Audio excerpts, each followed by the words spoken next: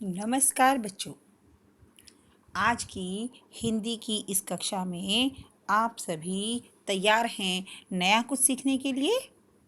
जी हाँ, हम सभी तैयार हैं कुछ सीखने के लिए, कुछ सिखाने के लिए। आज की इस हिंदी कक्षा में हम अपने कल वाले विषय को ही आगे बढ़ाएंगे। कल हमने अपठित गद्यांश के प्रश्नों को कैसे हल किया जाता है यह सीखा था। इसके अंतर्गत हमने गद्यांश के में दो प्रकार के प्रश्न देखे थे। एक जिनमें प्रश्न थे और गद्यांश से सीधे हमें उत्तर चयन कर कर लिखना था। जी हाँ, और दूसरे प्रकार के कि गद्यांश को पढ़कर प्रश्नों के दिए गए विकल्पों में से एक का चयन करना और उसे उत्तर के रूप में लिखना। जी हाँ बच्चों, आज की इस कक्षा में कुछ आगे बढ़ते हुए हम अपठित बोध के अंतर्गत पद्यांश का भाग पढ़ेंगे। जी हाँ, उससे पहले आवश्यक है कि मैं आपको गद्य और पद्य में अंतर एक बार पुनः बताऊं। एक था राजा। राजा की 3 रानियां थीं। 3 रानियों के नाम क्रमशः कौशल्या, कैकई और सुमित्रा थे। 3 रानियों के 4 पुत्र थे जिनका नाम था राम, लक्ष्मण, भरत और शत्रुघ्न। देखिए बच्चों, जब हम इस प्रकार किसी कहानी या निबंध या इस तरह के किसी अनुच्छेद के रूप में हम पढ़ते हैं तो वह गद्य भाग कहलाता है। और जब हम किसी ऐसी चीज़ को पढ़ते हैं जो गाई जा सके, कविता का रूप हो, गीत हो, तो वह पद्य कहलाता है। जैसे यदि मैं पानी के ऊपर आपसे कुछ शब्द कहूँ कि पानी हमारे जीवन के लिए महत्वपूर्ण है, पानी के बिना हम जीवित नहीं रह सकते, पानी के द्वारा ही हम जो है अपनी खेती करते हैं, पानी सिंचाई के काम आता है, पानी हमारे दैनिक जीवन के कार्यों में भी बहुत उपयोगी है, तो यह गद्य भाग हो गया। लेकिन अगर मैं कहूँ पानी तो अनमोल है, उसको बचा के रखिए, बर्बाद मत कीजिए, जीने का सलीका सीखिए। पानी को तरसते हैं धरती पर काफ़ी लोग यहाँ, पानी ही तो दौलत है, पानी साधन भला कहाँ। जीवन ही तो जीवन है, पानी है गुणों की खान, पर्यावरण को न बचाया तो एक दिन ऐसा आएगा जब धरती पर हर इंसान पानी पानी चिल्लाएगा। तो इस तरीके से ये हमने पानी के ऊपर एक कविता कही, तो यह हुआ पद्य भाग। इस प्रकार जब किसी भी पद्य को हम पढ़ते हैं और उसके पश्चात दिए गए प्रश्नों के उत्तर उस पद्य में से छांट कर लिखते हैं तो वह कहलाता है अपठित पद्यांश। ठीक है, तो अपठित पद्यांश क्यों कहा गया इसे? क्योंकि यह पद्यांश हमारी पाठ्य पुस्तिका से नहीं लिया गया होता और हमारे द्वारा पहले नहीं पढ़ा गया होता। इस कारण इसे अपठित पद्यांश कहा जाता है। अपठित पद्यांश के अंतर्गत हमारी पाठ्य पुस्तिका जो हमारे पाठ्यक्रम है उससे अलग पद्य दिए जाते हैं और उन्हीं में से आपको प्रश्नों के उत्तरों का चयन करना होता है। उदाहरण के लिए आप देखिए, आपके सामने है जो ये कविता, पहले हम इसे पढ़ेंगे और फिर इसके प्रश्नों के चयन का तरीका सीखेंगे। जी हाँ, तो देखिए हमारी कविता है। जहाँ हर चीज़ है प्यारी, सभी चाहत के पुजारी, प्यारी जिसकी जुबां वही है मेरा हिंदुस्तां, प्यारी है जिसकी जुबां वही है मेरा हिंदुस्तां।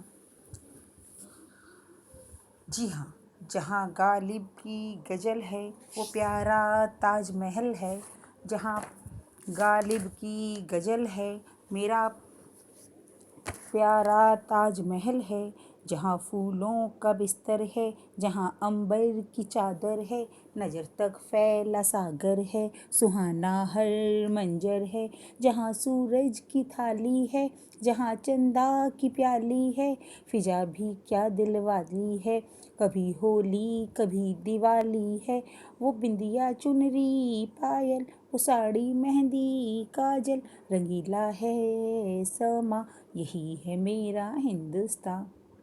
कैसी लगी ये कविता अपने हिंदुस्तान के बारे में? एक बार फिर पढ़ें। चलो पढ़ते हैं।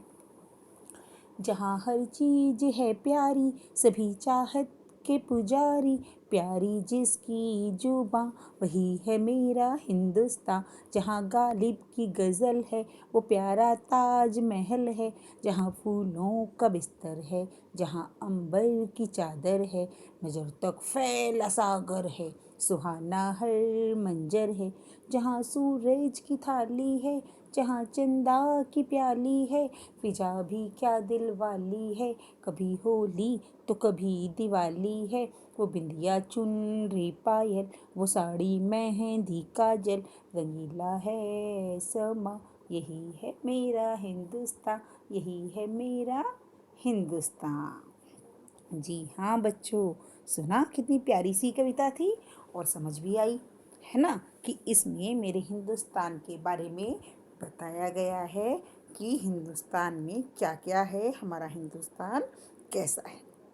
तो इसके प्रश्नों को समझें। अब देखिए, अब इसका सबसे पहला प्रश्न है, हिंदुस्तान में सभी किसके पुजारी हैं? तो अब आप जो हैं इसके प्रश्नों के उत्तर कहाँ से ढूंढेंगे? इसके प्रश्नों के उत्तर जो है हमें अपनी पद्यांश, अपनी कविता में से ही ढूंढने हैं। अब आप पहली 4 लाइनें पढ़िए। जहाँ हर चीज है प्यारी, सभी चाहत के पुजारी। अब मिल गया हमें उत्तर। हिंदुस्तान में सभी किसके पुजारी हैं? तो आप पहले अपने ऑप्शंस में देखिए कि जो उत्तर आपको मिला क्या वो आपके ऑप्शंस में है, आपके विकल्पों में है। मूर्ति के, चाहत के, मंदिर के। जी हाँ, सही उत्तर, सही पहचाना आपने, चाहत के। हिंदुस्तान में सभी चाहत के पुजारी हैं। कविता में किसकी गजल का उल्लेख हुआ है? आई थी ना अगली लाइन, वही है मेरा हिंदुस्तान, जहाँ गालिब की गजल है, वो प्यारा ताज महल है। किसकी गजल है?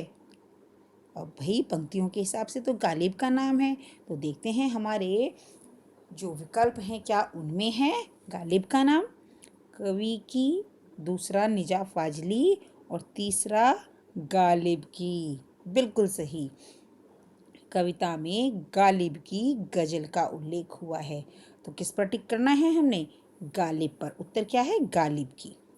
अगला प्रश्न, कविता में किस प्रकार के बिस्तर की बात कही गई है? फूलों के बिस्तर की, नरम बिस्तर की या कठोर बिस्तर की? देखिए हमारी कविता क्या कहती है। जी हाँ, जहाँ फूलों का बिस्तर है, अरे ये तो अगली ही लाइन में मिल गया। देखिए फूलों का बिस्तर, तो यहाँ पर फूलों का बिस्तर इसकी बात कही गई है ना। गालिब की गजल से अगली ही लाइन आती है, वो प्यारा ताज महल है, वहाँ फूलों का बिस्तर है, जहाँ अंबर की चादर है। तो सही उत्तर है फूलों के बिस्तर। कविता में कौन कौन से त्योहारों की बात की गई है? बैसाखी, लोहड़ी, होली, दिवाली या दशहरा, दिवाली? चलिए आगे चलते हैं। फिजा भी क्या दिल वाली है, कभी होली तो कभी दिवाली है। तो उत्तर क्या हुआ? होली और दिवाली। जी हाँ, इस पद्यांश में होली और दिवाली का वर्णन किया गया है। तो इसका सही उत्तर क्या हुआ? होली और दिवाली अर्थात ब। इसका सही उत्तर है ब। तो आपको ये जो है भली प्रकार समझ आ गया ना कि पद्यांश से हम किस प्रकार उत्तरों का चुनाव करते हैं। अब मैंने एक और आपके सामने एक और पद्यांश खोला है और उसके प्रश्न भी हमारे पास हैं, और जो किसके बारे में है? किताबों के बारे में। चित्र देखिए, आपको समझ आ रहा होगा कि किताबों से हम किस प्रकार पूरी दुनिया के बारे में पता कर सकते हैं, पूरी दुनिया के बारे में जान सकते हैं। ठीक है, तो चलिए पढ़ते हैं इस कविता को भी। किताबें करती हैं बातें बीते जमानों की, दुनिया की, इंसानों की, आज की, कल की, एक एक पल की। किताबें कुछ कहना चाहती हैं, तुम्हारे पास रहना चाहती हैं। किताबों में रॉकेट के राज हैं, किताबों में साइंस की आवाज़ है। किताबों का कितना बड़ा संसार है, किताबों में ज्ञान का भरमार है। क्या तुम इस संसार में नहीं जानना चाहोगे? किताबें कुछ कहना चाहती हैं, तुम्हारे पास रहना चाहती हैं। अब इसके प्रश्न उत्तर देख लेते हैं। अब तो आपको समझ आ गया होगा, दोबारा पढ़ने की मुझे आवश्यकता नहीं है, लेकिन आप जब भी पद्यांश या गद्यांश करें आप उसे 2 बार अवश्य पढ़ें।